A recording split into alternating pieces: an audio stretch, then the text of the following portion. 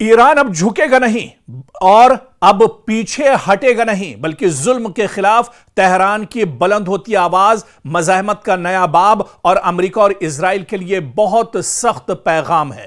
مشرق وسطیٰ کی فضا بدل رہی ہے، بارود کی بو، دھمکیوں کی گونج اور جنگی بیانات کے شور کے درمیان ایران نے ایک بار پھر پوری دنیا کو یہ پیغام دے دیا ہے کہ وہ اب نہ دباؤ میں آئے گا، نہ دھمکیوں سے ڈرے گا اور نہ ہی اپنے موقف سے ایک قدم پیچھے ہٹے گا۔ تہران کی زبان اب پہلے سے زیادہ سخت ہے، اس کا لہجہ پہلے سے زیادہ واضح ہے اور اس کے ارادے پہلے سے زیادہ دو ٹوک دکھائی دے رہے ہیں۔ ایران اب صرف اپنے دفاع کی بات نہیں کر رہا، بلکہ وہ خود کو ظلم، جارحیت اور طاقت کے گھمنڈ کے خلاف ایک مزاحمتی آواز کے طور پر پیش کر رہا ہے۔ ایرانی قیادت سے لے کر پاسداران انقلاب تک ہر سطح پر یہی پیغام دیا جا رہا ہے کہ یہ جنگ صرف سرحدوں کی نہیں، بیانیے کی بھی ہے۔ یہ لڑائی صرف میزائلوں کی نہیں، بلکہ مزاحمت کے تصور کی بھی ہے۔ سوال یہ ہے کہ آخر ایران کے لہجے میں یہ غیر معمولی سختی کیوں آئی ہے؟ کیا واقعی تہران ایک نئے مرحلے میں داخل ہو چکا ہے؟ کیا ایران اب صرف رد عمل نہیں بلکہ خطے کی نئی سیاسی اور عسکری سمت طے کرنے کی کوشش کر رہا ہے؟ اور سب سے اہم سوال، کیا ایران کی یہ للکار مشرق وسطیٰ کو ایک بڑی جنگ کے دہانے تک لے جا سکتی ہے؟ حالیہ بیانات، عسکری اشاروں اور سفارتی لہجے کو دیکھا جائے تو ایران ایک ہی بات مسلسل دہرا رہا ہے: ہم جھکیں گے نہیں، ہم رکیں گے نہیں، اور اگر ہم پر جنگ مسلط کی گئی تو جواب پہلے سے کہیں زیادہ سخت ہوگا۔ یہ پیغام صرف امریکہ یا اسرائیل کے لیے نہیں بلکہ پورے خطے، عالمی طاقتوں اور ایران کے اپنے عوام کے لیے بھی ہے۔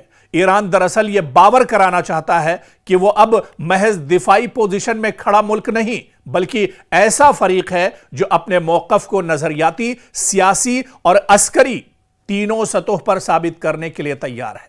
ایران اب پیچھے کیوں نہیں ہٹ رہا ہے؟ ایران اب اتنی مضبوطی کے ساتھ جواب کیوں دے رہا ہے؟ ایران اب میدان میں ڈٹا ہوا نظر کیوں آ رہا ہے؟ اس سوال کا جواب سمجھنے کے لیے ہمیں تھوڑا سا دراصل پیچھے چلنا ہوگا، کیونکہ ایران اسے صرف جغرافیائی جنگ نہیں بلکہ نظریاتی جنگ سمجھ کر لڑ رہا ہے۔ ایران کے بیانیے میں بار بار ایک لفظ ابھرتا ہے: مزاحمت۔ تہران خود کو اس کیمپ کا حصہ دکھاتا ہے جو خطے میں امریکی اثر و رسوخ، اسرائیلی طاقت اور بیرونی دباؤ کے خلاف کھڑا ہے۔ اسی لیے ایران کے لیے یہ معاملہ صرف حملے کا جواب دینے یا سرحد بچانے کا نہیں بلکہ اپنے نظریاتی وجود، علاقائی کردار اور مزاحمتی شناخت کو برقرار رکھنے کا بھی ہے۔ ایران کا یہ دکھانا چاہتا ہے کہ اگر وہ دباؤ کے سامنے خاموش ہو گیا تو اس کا مطلب صرف عسکری کمزوری نہیں ہوگا بلکہ اس کے پورے مزاحمتی بیانیے کو نقصان پہنچے گا۔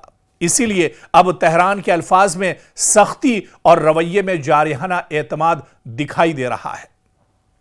اس کے علاوہ آپ دیکھیں کہ ایران سمجھتا ہے کہ خاموشی کمزوری سمجھی جائے گی۔ اگر وہ یہاں پر خاموش ہو جاتا ہے تو اس کا فائدہ دشمن ملک اٹھائیں گے۔ خطے میں طاقت کا توازن صرف ہتھیاروں سے نہیں، تاثر سے بھی بنتا ہے۔